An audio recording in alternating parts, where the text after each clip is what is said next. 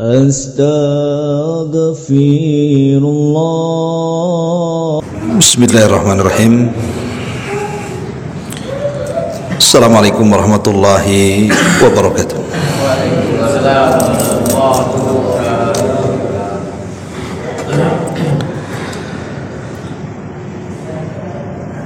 Alhamdulillah, wassalatu wassalamu ala rasulillah wa ala alihi wa sahbihi wa mawalah wa la hawla wa la quwata illa billahi wa ba'du.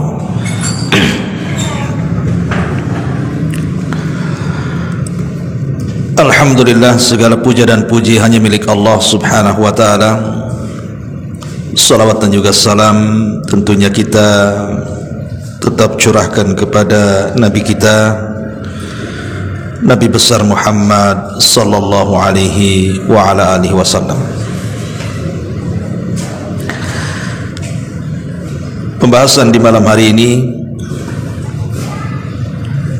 kita akan membahas satu tema tentang perjumpaan kita dengan Nabi sallallahu alaihi wasallam di surga.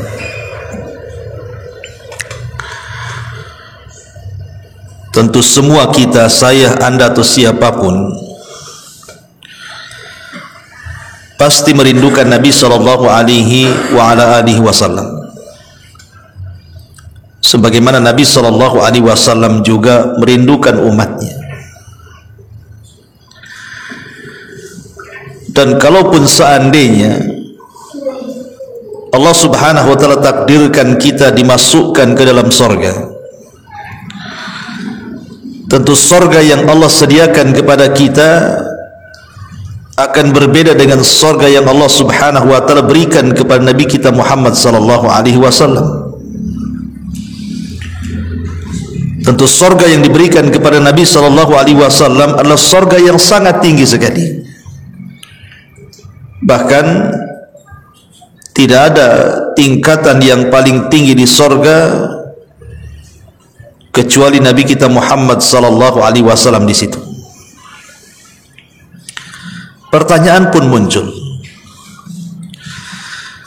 kalau seandainya kemudian Allah takdirkan kita masuk sorga dan tidak mungkin tingkatan sorga kita sama dengan tingkatan Nabi, macam mana pula kita akan berjumpa dengan Nabi sallallahu alaihi wasallam? Ma'asyiral muslimin yang dimuliakan Allah azza wa jalla, sehingga mungkinkah kita bisa berjumpa dengan Nabi sallallahu alaihi wasallam?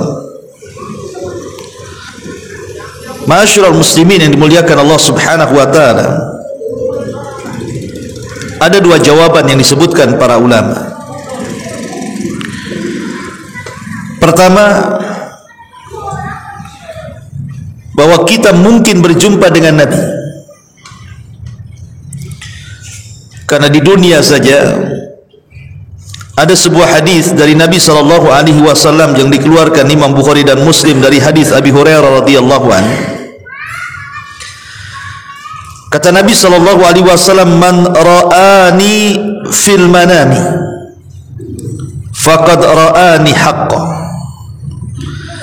Fa inna syaitan la yatamatsalu fi surati wa man kadzaba alayya muta'ammidan falyatabawwa maq'adahu minan nar." Barang siapa yang melihatku dalam mimpi, maka sungguh ia telah melihatku secara benar.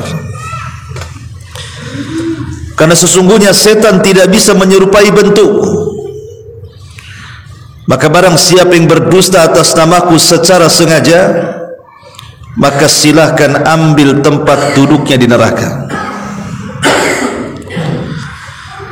Dalam riwayat yang lain,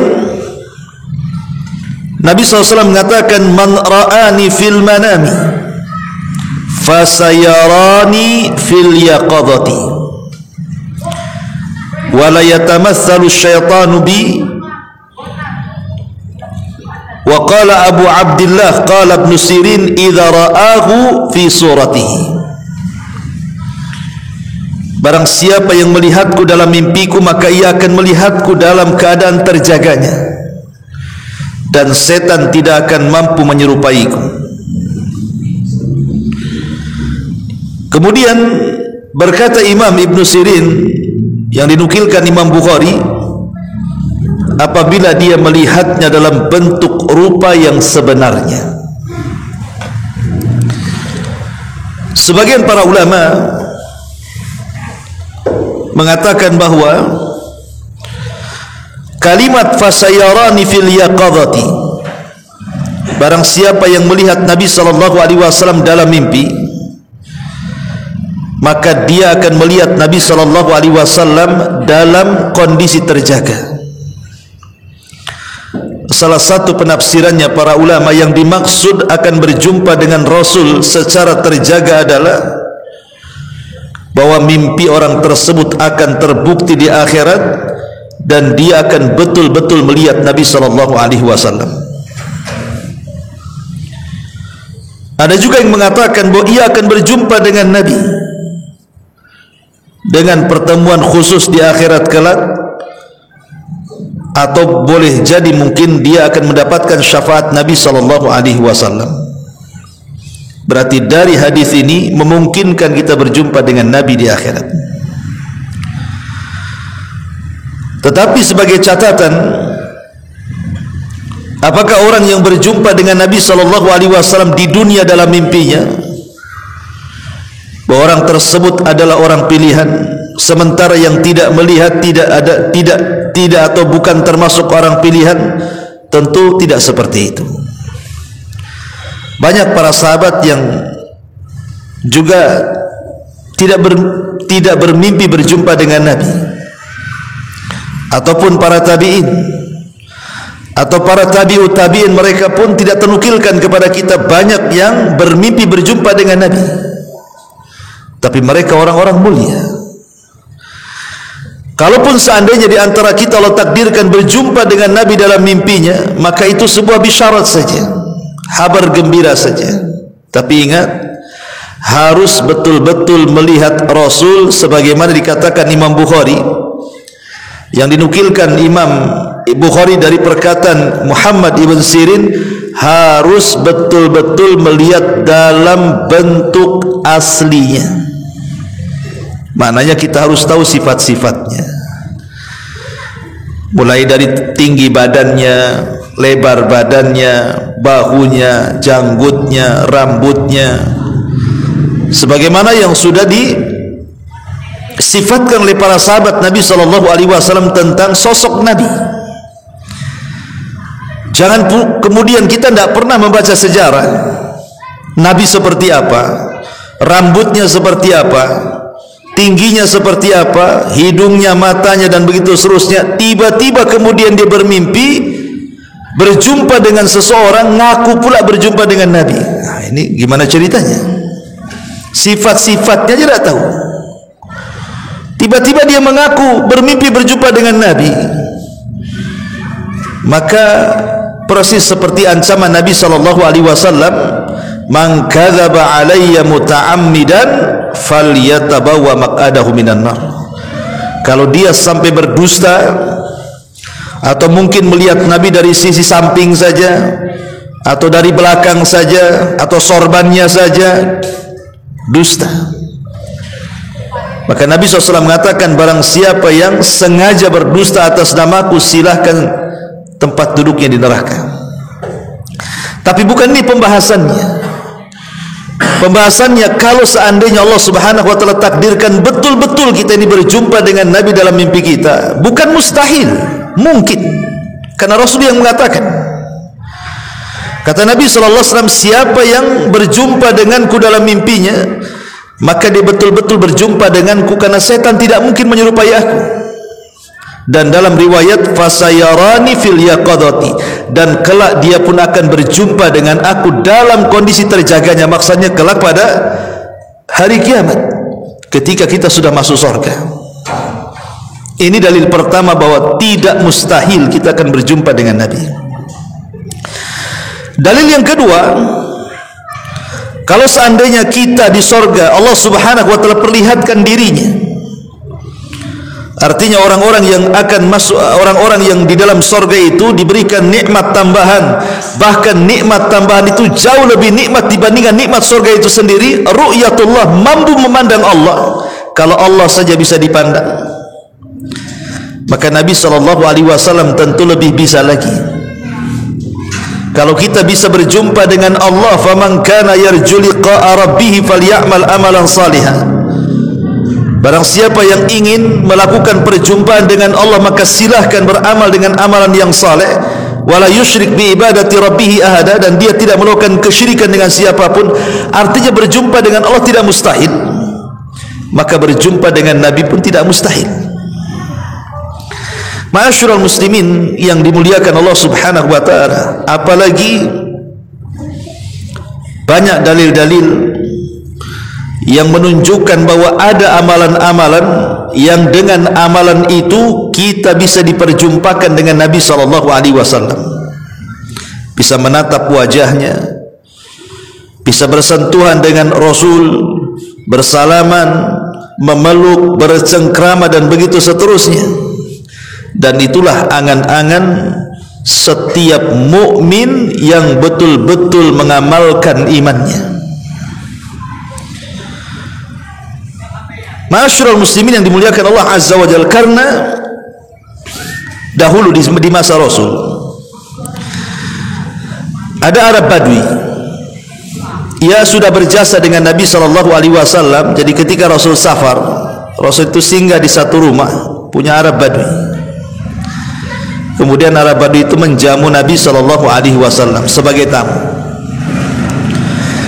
Maka Nabi SAW mengatakan, karena engkau sudah berbuat baik kepadaku, menjamu aku dalam perjalananku,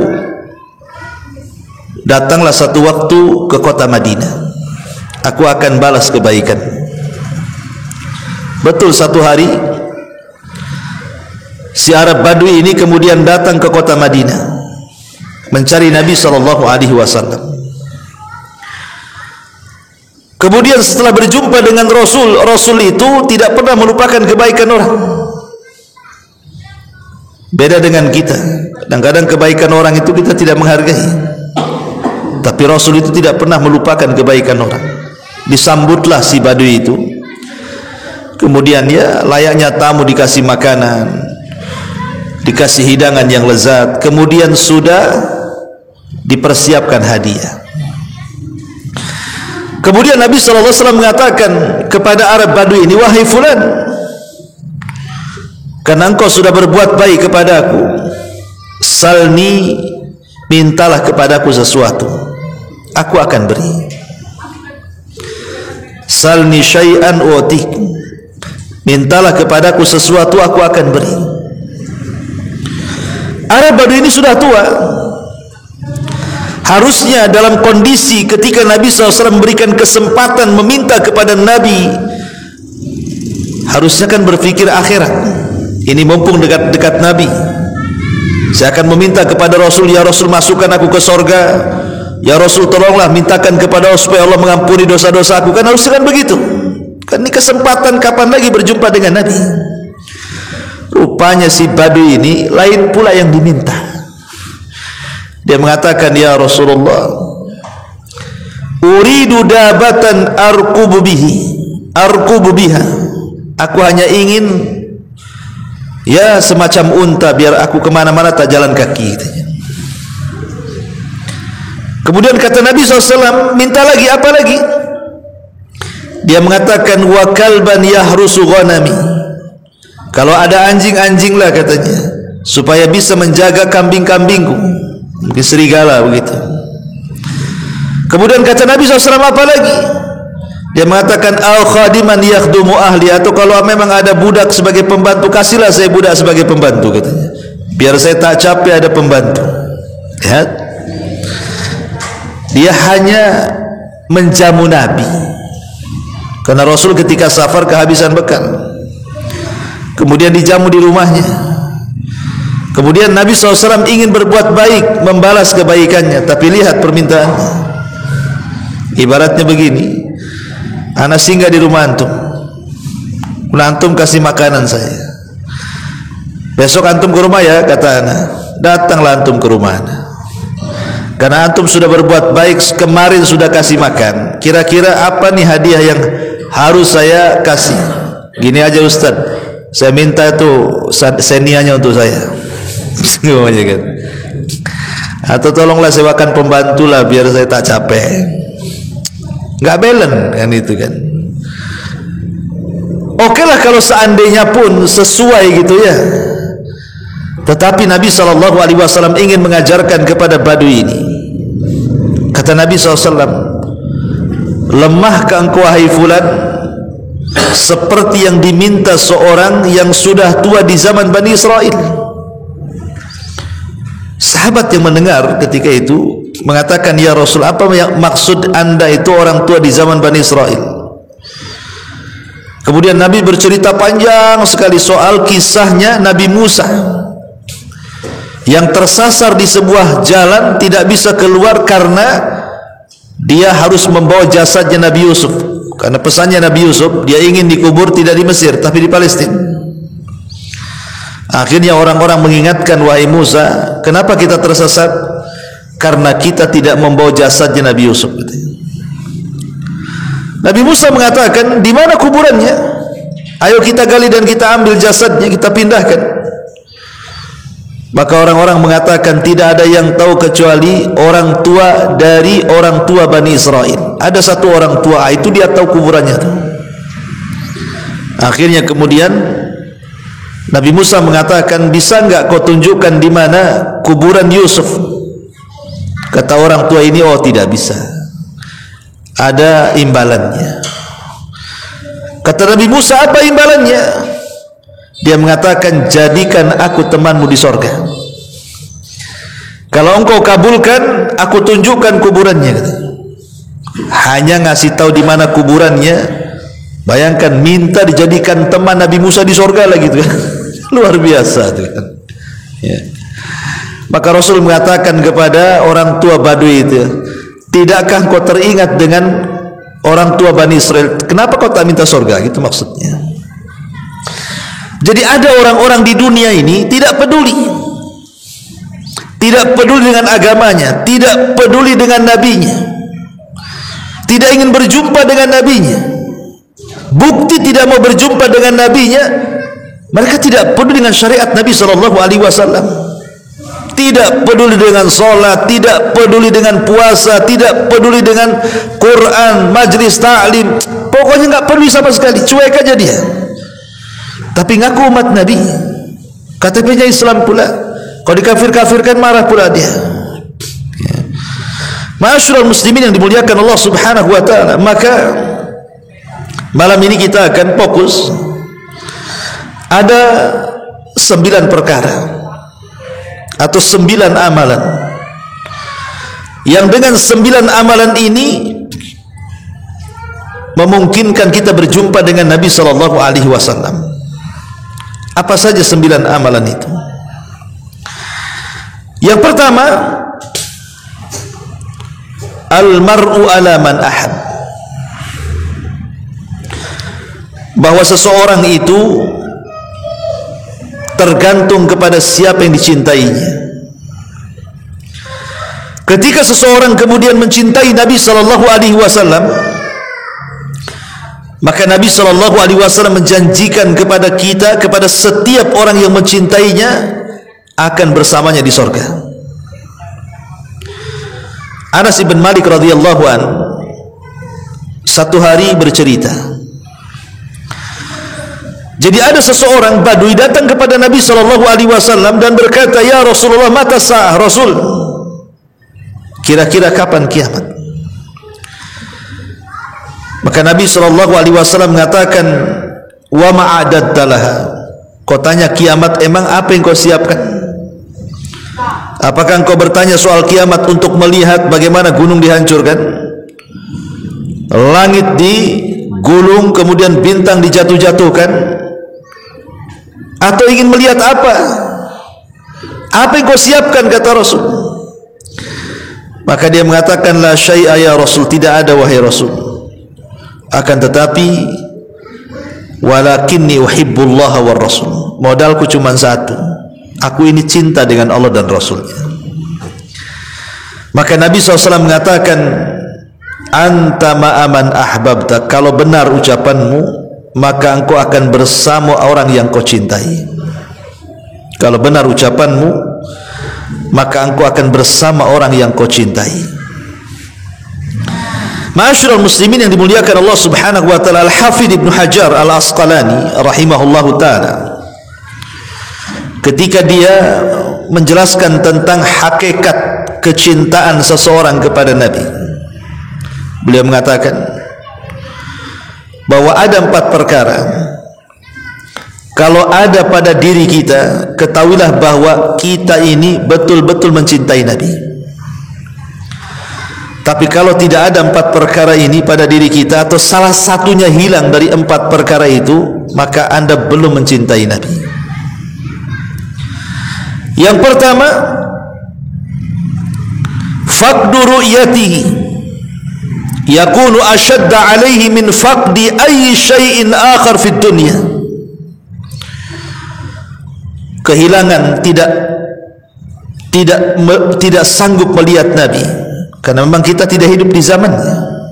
Yang melihat Nabi yang hidup di zaman lah para sahabat, kan begitu. Tetapi kita merasa bahwa kita kehilangan dengan Nabi SAW dan kita tidak bisa melihatnya. Perasaan, keinginan kita ingin melihat Rasul dan kita tidak bisa melihat Rasul, itu asyadda alaihi, sangat mengganggu dia, min faqdi ayyi syai'in akhar fid dunya, dibandingkan dengan kehilangan yang lainnya yang ada di dunia ini. Dengan tidak bisanya kita memandang Rasul, itu lebih kehilangan dibandingkan satu dunia ini hilang dari diri kita. Ada nggak perasaan seperti ini? Ataukah justru terbalik? Hilang dompet lebih dipikir dibandingkan tidak bisa melihat Nabi. Kadang-kadang seperti itu ya. Kemudian yang kedua, kata beliau, yatamanna huduru hayatihi sallallahu alaihi wasallam kai yubadzilu nafsahu wa malahu duna. Berangan-angan kalau dia hidup di masa Nabi, supaya dia bisa memberikan seluruh daya dan kekuatan waktunya, harta dan jiwanya untuk memperjuangkan Nabi. Terpikir nggak oleh kita, seandainya kita hidup di zaman Rasul, kita akan habis-habiskan waktu kita, tenaga kita, biaya kita, uang kita, jiwa kita, keluarga kita untuk Nabi? Ataukah kita tidak terpikir ke sana? Kemudian yang ketiga, yatamassal awamirahu, berusaha untuk melaksanakan perintah-perintah dan menjauhi larangan-larangan Nabi sallallahu alaihi wasallam. Termasuk yang keempat adalah menolong sunnahnya dan berusaha untuk mengamalkan syariatnya. Kata Al-Hafidz Ibnu Hajar, kalau 4 perkara ini ada pada diri kita, maka itulah hakikat cintanya kita kepada Nabi sallallahu alaihi wasallam. Ini yang pertama. Kalau ingin bersama Rasul, cintai Nabi. Yang kedua, memperbanyak sujud, memperbanyak salat. Di zaman Nabi SAW ada seorang sahabat namanya Rabi'ah ibn Ka'ab al-Aslami radhiyallahu anhu. Jadi Rabi'ah ini anak kecil, ikhwan, belum balik, usia 10 tahun. Tapi Rabi'ah ibn Ka'ab al-Aslami ini selalu menolong Rasul di malam hari, jarang tidur anak ini. Umur 10 tahun tapi jarang tidur malam. Dan kalaupun dia mau tidur itu, dia tidak mau jauh-jauh dari pintu rumah Nabi. Khawatir Rasul itu bangun malam, perlu air, perlu sendal, perlu siwak, perlu apalah yang diperlukan Nabi, sehingga dia tidak jauh-jauh dicari Nabi. Jadi tiap malam itu senantiasa siaga satu untuk membantu Nabi sallallahu alaihi wasallam. Ini namanya Rabi'ah ibn Ka'ab al-Aslami, ini masih kecil ya. Jadi Nabi SAW itu kan penyayang. Akhirnya satu pagi dia memanggil Rabi'ah ini dan mengatakan, ya Rabi'ah, salli syai'an, wahai Rabi'ah, mintalah kepadaku sesuatu, kau sudah baik, banyak membantu kehidupanku. Maka Rabi'ah mengatakan, ya Rasulullah, saya hanya ingin menjadi temanmu di sorga. Kata Rasul, ada yang lain lagi, namanya anak-anak kan. Kata Rabi'ah ini, tidak wahai Rasul, saya ingin, ana uridu ma'aka fil jannah, saya hanya ingin bersamamu di sorga. Coba apa yang anda pikirkan? Ini anak 10 tahun. Anak 10 tahun. Tahu apa anak 10 tahun hari ini? Kalau antum ngomong sama antum, nah di usia 10 tahun ya, 12 tahun atau 13 tahun itu masih SD lah. Nah kira-kira nih kamu mau apa? Kira-kira jawaban anak-anak sekarang nih, umur 10 tahun, 11 tahun, 12 tahun, kira-kira apa itu maunya? Hah? Belikan gadget lebih katanya. Kan ya? Belikan handphone. Itu aja yang dipikir anak sekarang ini. Nggak ada yang lain. Ya. Nggak ada kepikiran sorga, nggak ada kepikiran pahala, nggak ada anak sekarang ini. Ya wajar, karena orang tuanya juga gitu masalahnya.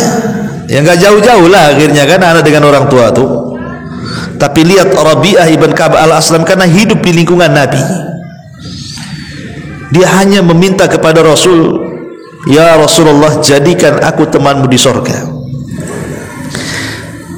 Maka Nabi SAW mengatakan, baik wahai Rabi'ah, tapi ada syaratnya. Apa syaratnya? Kata Nabi SAW, fa inni ala nafsika bi kasrati sujud, bantu aku supaya keinginanmu tercapai menjadi temanku di sorga, perbanyaklah oleh kamu sujud. Artinya disuruh memperbanyak solat selain solat wajib maksudnya, entah solat duhanya, solat malamnya, rawatib, pokoknya solat sunnah, disuruh memperbanyak solat. Kenapa Nabi SAW mengistilahkan sujud? Karena disitulah kedekatan seorang hamba dalam solat dengan Allah Subhanahu Wa Taala. Kata Nabi SAW dalam sebuah hadis bahwa tidak ada yang lebih dekat dengan Allah, aqrabu ma yakunul abdu min rabbih wa huwa sajid. Tidak ada tempat dalam salat yang lebih dekat kita dengan Allah kecuali dalam posisi sujud. Kata Rasul, fa'aktsirud du'a, perbanyaklah di situ doa. Jadi saat kita ini salat, entah salat wajib, entah salat sunnah, minta di situ. Ya Allah, jadikan aku teman Rasul di surga. Ya Allah, jadikan teman aku menjadi teman Nabi SAW di surga. Gitu maksudnya. Ya. Ma'asyiral muslimin yang dimuliakan Allah Azza wa Jalla, ini yang kedua. Yang ketiga, ada dengan berusaha untuk mentaati Nabi SAW. Dulu di zaman Rasul itu punya budak yang dimerdekakan, yang kemudian menjadi pembantu Nabi SAW, namanya Thauban, maulan Nabi. Thauban ini sangat mencintai Nabi SAW. Satu hari dia tidak melihat Rasul bisa sakit. Lihat bagaimana tingkat kecintaan para sahabat kepada Rasul. Dia satu hari saja tidak memandang Rasul itu bisa sakit. Entah masalahnya gimana, tiba-tiba Rasul safar, sehingga Thauban yang sehari-hari memandang wajah Nabi SAW, berhari-hari tidak memandang wajah Rasul, akhirnya jatuh sakit. Jatuh sakit sampai terbaring dan tidak sanggup bangun. Ketika Nabi SAW datang dari safar, kemudian Nabi SAW, karena setiap kalau dia mukim selalu berjumpa dengan Thauban, tumben Thauban tak ada. Kata Rasul, di mana Thauban? Kok saya tidak pernah melihatnya? Maka orang-orang mengatakan, ya Rasulullah, Thauban sakit parah. Akhirnya kemudian Nabi SAW menjumpai Thauban. Kemudian Rasul mengatakan, ma sya'nuka ya Thauban, ada apa dengan engkau wahai Thauban? Kenapa kau jadi sakit seperti ini? Maka Thauban Maula Nabi SAW mengatakan, ya Rasulullah, sudahkah kau tahu bahwa aku tidak bisa satu hari saja tidak memandang dirimu kecuali aku sakit, katanya. Ditambah-tambah kalau seandainya aku terpikir dengan kematian, kalau Allah takdirkan aku mati dan kau juga mati, kemudian Allah takdirkan aku masuk surga dan kau juga masuk surga, paling surga yang Allah berikan kepadaku paling rendah, dan surga yang Allah berikan kepadamu paling tinggi. Macam mana aku bisa menatapmu, katanya. Makanya aku sakit seperti ini, ya Rasulullah. Maka Rasul terdiam sampai akhirnya kemudian turun ayat surah An-Nisa ayat 69. Wa man yuti'illaha wa rasulahu faulaika ma'al ladzina an'ama Allahu 'alaihim minan nabiyyin was-siddiqin wasyuhada'i was-salihin wa hasuna ulaika rafiqa. Turun ayat ini. Siapapun yang mentaati Allah dan Rasulnya, maka mereka akan bersama para nabi, orang-orang yang telah Allah berikan nikmat kepada mereka dari kalangan para nabi, para siddiqin, para syuhada, dan orang-orang saleh. Dan mereka lah teman-teman terbaik kita di akhirat. Artinya, dengan kita terus mentaati Allah dan Rasulnya, menjalankan perintah, menjauhi larangan, menikmati yang dihalalkan, menjauhkan yang diharamkan, maka kalau kita bisa istiqomah di situ, maka ini janji Nabi sallallahu, janji Allah dalam Al-Quran surah An-Nisa 69, kita akan ditemankan dengan mereka, para nabi, para siddiqin, para syuhada, dan orang-orang saleh. Ini yang ketiga. Ma'asyiral muslimin yang dimuliakan Allah Subhanahu wa taala, masalahnya yang ketiga ini memang agak berat. Rasul pernah mengatakan, kullu ummati yadkhulunal jannah, setiap umatku pasti masuk surga, kan? Illa man aba, kecuali orang yang tidak mau masuk surga saja. Sahabat heran, masa ada orang tidak mau masuk surga? Kata Rasul, ya, man ata'ani dakhalal jannah wa man asani faqad aba. Siapapun yang taat denganku dia masuk surga, siapapun yang maksiat kepadaku dia tidak akan masuk surga. Itulah orang yang enggan masuk surga. Kalau seandainya kita tanya kepada kaum muslimin, mau tidak kalian berjumpa dengan Nabi SAW? Pasti jawabannya mau. Kalau dia betul-betul seorang muslim.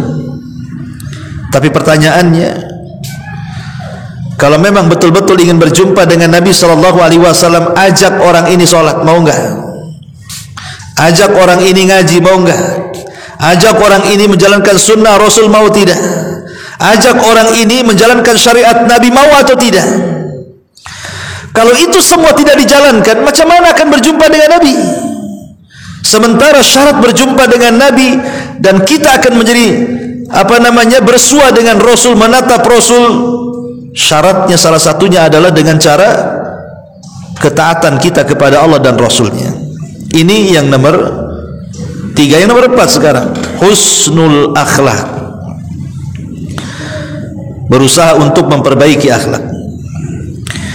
Nabi SAW mengatakan dalam hadis Jabir radhiyallahu an, inna min ahabbikum ilayya wa aqrabukum minni majlisan yaumal qiyamah ahasinukum akhlaqa. Sesungguhnya manusia yang paling aku cintai, kata Rasul, dan yang paling dekat tempat duduknya pada hari kiamat adalah orang-orang yang baik akhlaknya. Para ulama mengatakan, apa sih baik akhlak itu? Baik akhlak itu terangkum dalam 3 kata. Akhlak itu terangkum dari 3 kata. Talaqatul wajhi wa badlul ma'rufi wa kafful adai.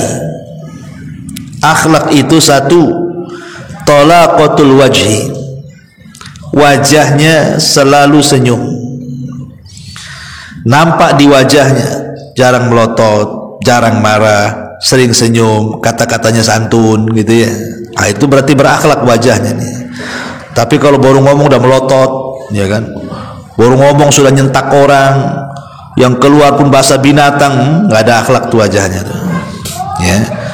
Talaqatul wajhi. Yang kedua, badlul ma'ruf, berusaha untuk mengerahkan tenaga membantu saudaranya. Kalau punya uang bantu dengan uang, kalau punya tenaga bantu dengan tenaga, kalau punya waktu bantu dengan waktu, bantu dengan doa, semuanya bantu. Ya. Ataupun yang ketiga, kaful adha, berusaha untuk tidak menyakiti orang lain atau sabar dari kejahatan orang lain. Tidak menyakiti orang dan sabar juga kalau disakiti. Itulah akhlak katanya ulama. Dan ini definisi yang disebutkan oleh Al-Imam Mubarak rahimahullahu ta'ala. Abu Hurairah radhiyallahu anhu pernah ditanya soal akhlak ini, wahai Abu Hurairah, akhlak baik itu apa? Maka Abu Hurairah mengatakan, tasilu man qata'ak wa ta'fu amman dolamak wa tu'ti amman haramak. Kata Abu Hurairah, akhlak yang baik itu engkau menghubungkan silaturahim kepada orang yang memutus silaturahim, engkau memaafkan kepada orang yang menzalimi engkau, dan engkau memberi kepada orang yang pelit dengan engkau. Nah, tiga perkara kata Abu Hurairah. Akhlak itu kita menyambung kepada orang yang memotong silaturahim, kita memaafkan kepada orang yang menzalimi kita, dan kita memberi kepada orang yang bakhil dengan kita. Kalau kita kan tidak, ngapain saya kasih dia aja nggak kasih saya kok. Itu kan kita itu. Berarti akhlaknya belum ada kan itu ya. Kalau tengok definisinya Abu Hurairah kan gitu. Ayolah kita ke sana. Ngapain dia aja nggak pernah ke sini. Kan gitu bahasa kita kan. Tolonglah bantu dia. Ngapain bantu dia? Dia aja nggak pernah bantu saya. Akhlak itu tidak seperti itu. Makanya kata Abu Hurairah, kita berusaha untuk menyambung kalau dia memutus, berusaha untuk memaafkan kalau dia zalim, berusaha untuk memberi kalau dia bakhil. Nah, gitu ya kata Abu Hurairah. Itulah akhlak katanya. Ma'asyiral muslimin yang dimuliakan Allah Azza wa Jalla, termasuk juga Aisyah radhiyallahu anha ketika mengkisahkan tentang bagaimana akhlaknya Nabi. Apa kata Aisyah radhiyallahu anha? Dia mengatakan, maka ahadun ahsan khuluqan min Rasulillah. Tidak ada manusia yang lebih baik akhlaknya dibandingkan Rasulullah. Ma da'ahu ahadun min ashabihi wala min ahli baiti illa qala labbaik.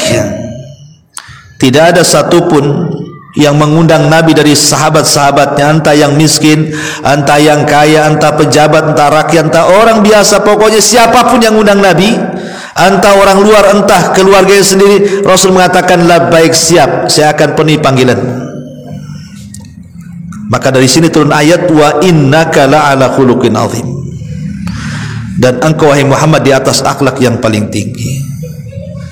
Nah, coba antum undang pejabat ke rumah antum, mau nggak? Kan nih Nabi nih, ya nggak usah pejabat lah, PRT lah. Saya makan di rumah, mau nggak kan? Ya, tempe tahu jadilah kan itu. Lihat, Rasulullah SAW tidak memandang siapapun yang undang dia, mau miskin, mau kaya, mau kere, mau apa, semua Rasulullah baik, saya siap penuhi panggilanmu. Bahkan disebutkan oleh Ummu Darda radhiyallahu anha, seorang sahabat. Jadi qama Abu Darda lailatan yusalli. Kita tahu Abu Darda ini memang sahabat yang rajin sholat, rajin puasa. Saking rajin sholat dan puasanya, istrinya itu tidak pernah direken dia, sampai nggak pernah dandan. Kata istri, ngapain saya dandan katanya? Kalau malam dandan dia sholat, ya kan? Kalau siang dandan puasa pula dia. Apa yang harus? Gak pernah dandan Abu Darda ini. Akhirnya kemudian ditegur sama Salman Al-Farisi, Abu Darda jangan gitu, sepertiga hakmu itu kasihlah untuk Allah, sepertiganya kasihlah untuk badanmu, sepertiga kasihlah untuk keluargamu, ya, jangan semua kasih sama Allah katanya. Kata Nabi SAW, sadaqah Salman. Oh betul tuh kata Salman, ya. Jadi Ummu Darda ini bercerita tentang suaminya Abu Darda radhiyallahu anhu yang sholat di malam hari dan selalu menangis. Abu Darda ini, dan ketika dia menangis dia selalu berdoa. Nih lihat doanya Abu Darda ini, apa doanya? Allahumma ahsanta khuluqi fahassin khulqi faqad ahsanta khulqi fahassin khuluqi. Ya Allah, engkau sudah memperbaiki badanku, maka perbaikilah akhlakku. Itu aja yang dibaca itu. Ya Allah, sebagaimana Engkau sudah memperbaiki fisikku, badanku, tolonglah perbaiki akhlakku. Sampai pagi itu yang dibaca. Jadi istrinya ini, Ummu Darda ini mengatakan kepada Abu Darda, ya Abu Darda, kenapa kau asih itu aja diulang-ulang doamu? Apa enggak ada doa lain? Ya. Maka Abu Darda mengatakan, ya Ummu Darda, ya, innal abdal muslim yuhsin khuluqahu hatta yudkhilahu bihusni khuluqihil jannah. Wahai Ummu Darda, kalau seorang muslim itu dia baik akhlaknya, akhlaknya itulah yang mengantarkan dia ke surga. Tapi sebaliknya, jika seorang muslim itu buruk akhlaknya itu yang mengantarkan dia ke neraka. Makanya saya minta kepada Allah untuk diperbaiki akhlak, kata Abu Darda. Ya. Ma'asyiral muslimin yang dimuliakan Allah Subhanahu wa taala, maka dari sini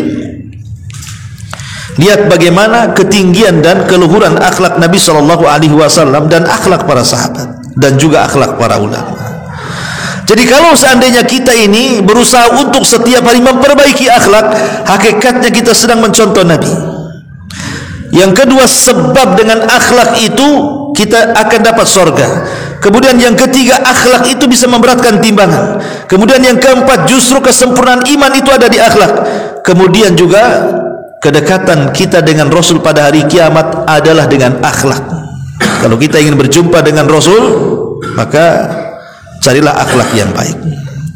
Ini yang keempat. Yang kelima, kafalatu al-yatim. Kalau ingin bersua dengan Rasul, bersanding dengan Rasul, berjumpa dengan Rasul, menatap Rasul, memeluk Rasul,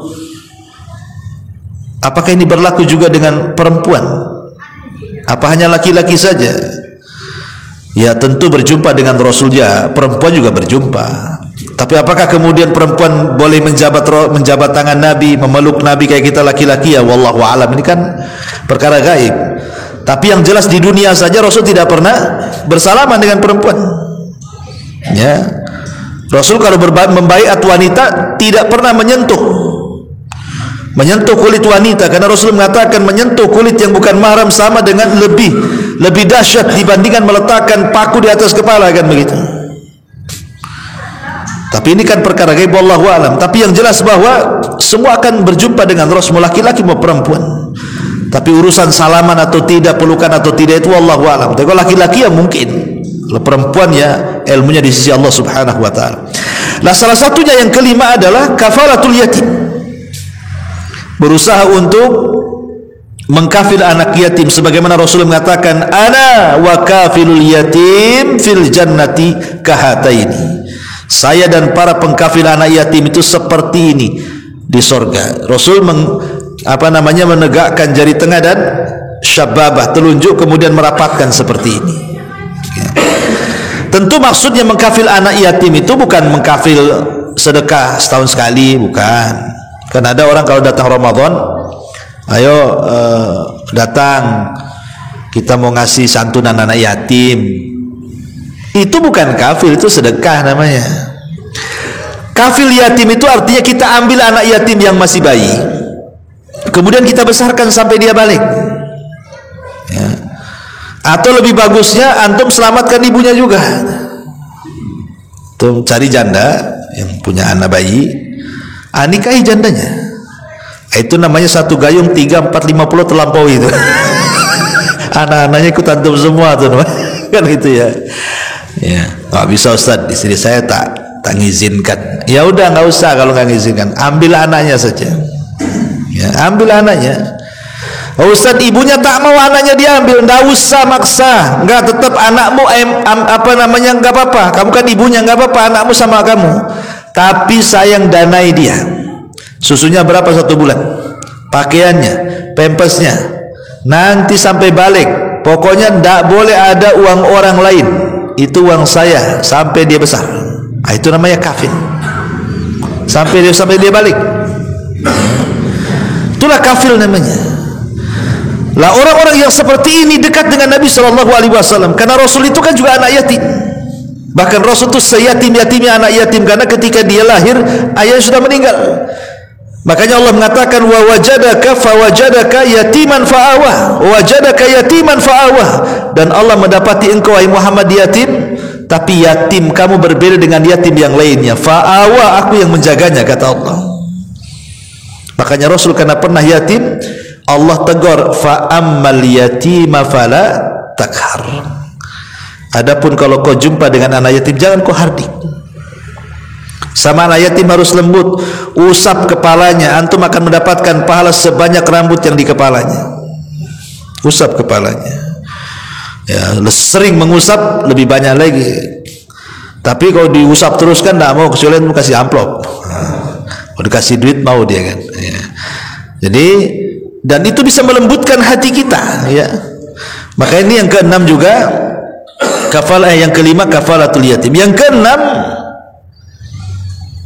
kalau kita diuji oleh Allah dengan diberikan anak perempuan, karena begini ikhwatu fillah, muliakan Allah azza wa jalla, merawat anak perempuan dengan anak laki-laki itu berbeda. Karena laki-laki sih kadang-kadang kita selaku bapak ini nggak terlalu riskan sekali kan, pergi pagi sore ya paling kita tanya, oh dari mana kan itu. Tapi kalau anak perempuan hilang dari pagi sampai sore, was-was tuh orang tua tuh, mana nih anak ini, sampai dulu ada kisah tuh. Jadi saya didatangi orang besar betato, ya mungkin mantan preman tuh, tak tahu juga lah. Ketua nangis dia, mau badan gede nangis, ya kan. Jadi saya bilang, ada apa Pak? Tenang Pak, tenang. Kira gini Ustaz, bisa bantu saya enggak, katanya. Jadi kenapa Pak? Ceritakan. Jadi anak gadisnya ini baru dipesantrenkan di Medan, baru 2 tahun, ya.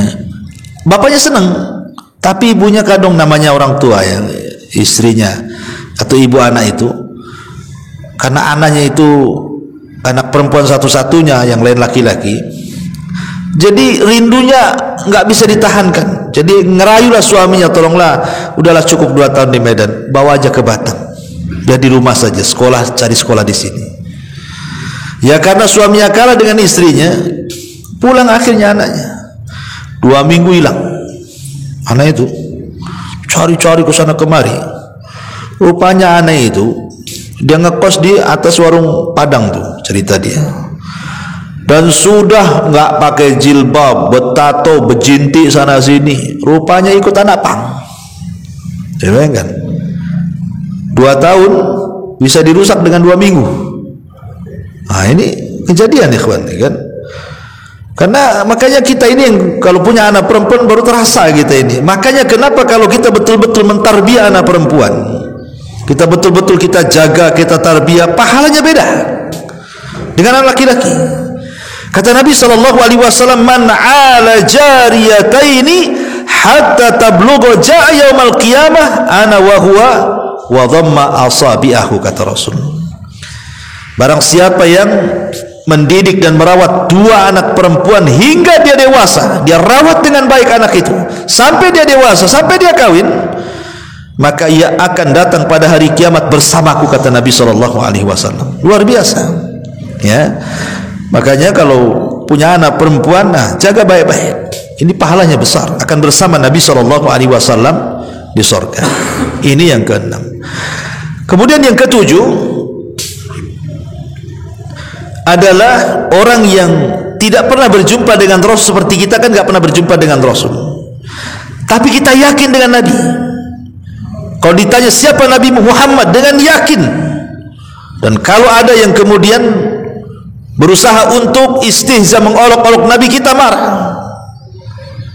Dan kita yakin beriman bahwa Nabi kita Muhammad SAW. Karena satu hari setelah Nabi SAW berziarah ke kuburan Uhud, Rasul ingin memberitahu para sahabat yang masih hidup tentang jasa-jasa orang-orang yang telah berjihad sebelum mereka dari para syuhada Uhud. Seolah-olah Rasul mengatakan, kalau bukan karena Allah kemudian mereka, tentu kita tidak seperti ini.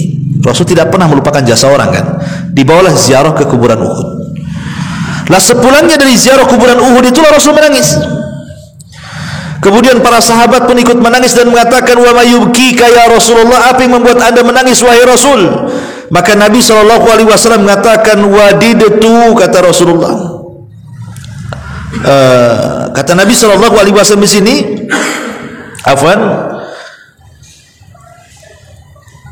wadidtu anni qad ra'aitu ikhwanuna. Wadidtu anni qad ra'aitu ikhwanana. Kata Nabi SAW, aku ingin berjumpa dengan teman-temanku, katanya. Sahabat heran dan mengatakan, Rasul, kami loh teman-temanmu, ini teman-temanmu semua di sini loh. Rasul, bukan, kalian bukan teman-temanku, katanya, kalian itu sahabatku. Lalu sahabat bertanya, lalu siapa yang Anda maksudkan teman-temanmu itu, Rasul? Maka Nabi SAW mengatakan, yang dimaksud teman-temanku adalah kaumun, kata Rasul, sebuah kaum lam ya'tu ba'd, yang belum datang, nanti datangnya. Ini ngomong di hadapan para sahabat, ya. Tetapi wahum yu'minuna bi, mereka mau beriman denganku, katanya. Siapa mereka? Ya kita ini, ya. Tidak pernah berjumpa dengan Rasul, tetapi sangat yakin dengan Rasul, beriman dengan Nabi SAW. Makanya teruslah kita mempelajari sirah Rasul, mempelajari sunnah-sunnah Rasul, berusaha mengamalkannya dan begitu seterusnya, mendakwakannya, supaya kita masuk pada hadis ini, di mana kita termasuk orang-orang yang dirindukan Nabi SAW dengan perjumpaan dia dengan kita pada waktunya, kalau Allah takdirkan kita masuk surga. Kemudian yang nomor 8, memperbanyak sholawat. Memperbanyak sholawat. Kata Imam Ibnul Qayyim rahimahullahu ta'ala, dia mengatakan, annal abda kullama aktsara min dzikril mahbub wastihdharihi fi qalbihi wastihdhari mahasinihi wa ma'anihi aljalibati li hubbihi tadha'afa hubbuhu wa tazayada syauquhu ilaihi. Kata beliau, setiap orang menyebutkan orang yang dicintainya dengan kebaikannya, dengan sifat-sifatnya, maka setiap itu pula lah maka akan besar kerinduannya dan keinginan berjumpanya dengan Nabi SAW. Kata Nabi SAW, aulan nas bi yaumal qiyamah aktsaruhum alayya salatan. Manusia yang paling utama nanti pada hari kiamat bersamaku adalah orang-orang yang paling banyak membaca salawatnya dengan aku. Jadi orang-orang yang dekat dengan Rasul, mendapatkan syafaat Rasul, adalah orang-orang yang memperbanyak salawat. Karena memperbanyak salawat itu tanda cinta. Antum kalau cinta sama perempuan, pasti perempuan itu aja yang disebut-sebut, ya kan? Antum kalau cinta sama seseorang, maka orang itu aja yang disebut. Antum suka dengan ustadz di Batam banyak, itu aja yang disebut, ya. Karena cinta itu terkadang tampak dari penyebutan. Ingat waktu saya berkisah sama antum kisah Laila Majnun, ya, Laila Majnun, Laila perempuannya, Majnun laki-lakinya. Ini dipisahkan, si Laila Majnun ini tidak direstui sama orang tuanya. Akhirnya kemudian si Majnun ini masuk ke hutan. Itu pikirlah itu si Laila terus. Lapar dia, ambil busur panah, dikejarnya kijang, kemudian disambar dengan panahnya, kena kakinya, kemudian tumbanglah kijang itu. Langsung diambil pisaunya, pas mau disembelih ditengokin matanya, kok matanya sama dengan Laila, katanya. Akhirnya dilepas kijangnya, gara-gara matanya sama dengan Laila. Makanya disebut Majnun, gila. Itulah cinta, ya kan? Nah, dilepas, lagi lapar tuh, kan? Maka disebut Laila Majnun, ya. Artinya bahwa orang yang mencintai sesuatu itu pasti akan disebut-sebut sesuatu yang dicintai itu. Artinya kalau kita merasa cinta dengan Rasul, maka menyebut-nyebutlah nama Rasul dengan cara apa? Memperbanyak sholawat. Belum lagi sholawat ini kalau kita panjatkan satu kali saja, kita mengatakan Allahumma sholli ala Muhammad, maka Allah akan berikan 10 sholawat kepada kita. Apa maknanya? Dan apa makna sholawat itu? Makna sholawat itu kita mengatakan, ya Allah, pujilah Nabi kita di langit sana, di hadapan malaikat Jibril, Mikail, Israfil, semua malaikat yang di langit. Itu makna salawat tuh. Jadi kalau kita katakan Allahumma sholli ala Muhammad, kita mengatakan ya Allah pujilah Nabi kita Muhammad di depan makhlukmu di atas sana. Nanti Allah Subhanahu wa ta'ala akan beri 10 pujian kepada kita. Bayangkan coba, kalau kita katakan Allahumma sholli ala Muhammad, maka Allah akan memanggil Jibril, Mikail, Israfil dan semua malaikat di atas arsy itu, kemudian memuji 10 kali kita gara-gara kita salawat 1 kali kepada Nabi. Luar biasa. Nama kita jadi selebritis langit, ya. Nah, itulah fungsi salawat itu. Belum lagi dengan salawat itu dekat majlis kita dengan Nabi SAW pada hari kiamat, menjadi teman Nabi SAW. Dan yang terakhir, tentunya teruslah berdoa kepada Allah agar kita bisa berjumpa dengan Nabi. Abdullah bin Mas'ud radhiyallahu, saya akan bacakan hadisnya dulu. An Abdullah bin Mas'ud radhiyallahu anhu qala, dakhala Rasul sallallahu alaihi wasallam al-masjid wa huwa baina Abi Bakr wa Umar. Wa idza Ibnu Mas'ud yusalli wa idza huwa yaqra'u an-nisa fantaha ila ra'sil mi'ah faja'ala Ibnu Mas'ud yad'u wa huwa qa'im yusalli. Faqala an-nabiy sallallahu alaihi wasallam as'alu is'al tu'tah thumma qala man sarrahu an yaqra al-Qur'ana ghaddan kama unzil falyaqra bi qira'ati ibni ummi abdin. Falamma asbaha ghadan ilaihi Abu Bakrin liyubashirahu wa qala lahu ma sa'alta Allah al-bariha. Qala qultu Allahumma inni as'aluka imanan la yartad wa na'iman la yanfad wa murafaqata Muhammadin fi a'lal jannatil khuldi. Thumma jaa Umar faqila lahu inna Aba Bakrin qad sabaqaka. Qala yarhamullahu Aba Bakrin ma sabaqtuhu ila khairin qad illa sabaqani ilaihi. Jadi kisahnya begini. Ibnu Mas'ud radhiyallahu an, dia berkata pernah Rasul sallallahu alaihi wasallam masuk ke masjid bersama Abu Bakar dan Umar. Dan Abu Bakar dan Umar di antara Nabi sallallahu alaihi wasallam. Saat itu Abdullah bin Mas'ud sedang sholat. Lah dalam sholatnya dia membaca surah An-Nisa dan sudah menyelesaikan 100 ayat. Kemudian Ibnu Mas'ud berdoa dalam posisi berdiri di salatnya. Kemudian Rasulullah SAW seolah mendengar doanya dan mengatakan, mintalah engkau akan diberi, mintalah engkau akan diberi. Padahal tidak ada yang dengar. Ya, Rasul dengar dia berdoa. Ya. Abu Bakar heran, kenapa Rasul mengatakan berdoalah engkau akan diberi, berdoalah engkau. Padahal Abu Bakar gak dengar doanya kan. Jadi kemudian Nabi SAW mengatakan barang siapa yang suka untuk membaca Al-Quran dengan benar sebagaimana diturunkan, maka hendaklah dia membacanya seperti bacaan Ibnu Ummi Abdin, kunyah daripada Abdullah bin Mas'ud ini.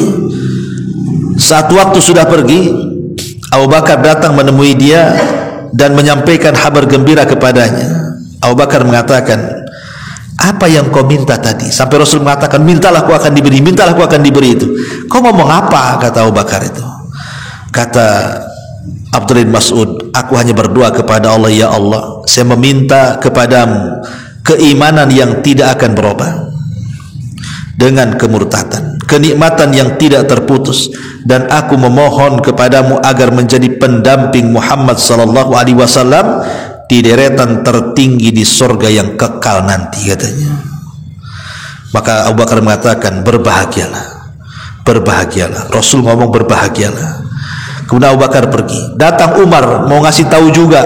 Kata Abdullah bin Mas'ud, udah telat, Abu Bakar baru datang, katanya. Maka Umar mengatakan, aduh memang Abu Bakar nih, setiap aku mau berbuat baik dia pula duluan, katanya. Ya, jadi lihat bagaimana di sini Abdullah bin Mas'ud mengajarkan kepada kita, berdoalah kepada Allah. Ini wasilah yang ke-9, berdoa kepada Allah, minta agar kita menjadi teman Nabi sallallahu alaihi wasallam di surga. Ini 9 perkara amalan-amalan yang bisa menjadikan kita dekat dengan Nabi sallallahu alaihi wasallam. Wallahu a'lam bishawab. Subhanaka wa bihamdika asyhadu an la ilaha illa anta astaghfiruka wa atubu ilaik. Allahu taala alam. Assalamualaikum warahmatullahi wabarakatuh.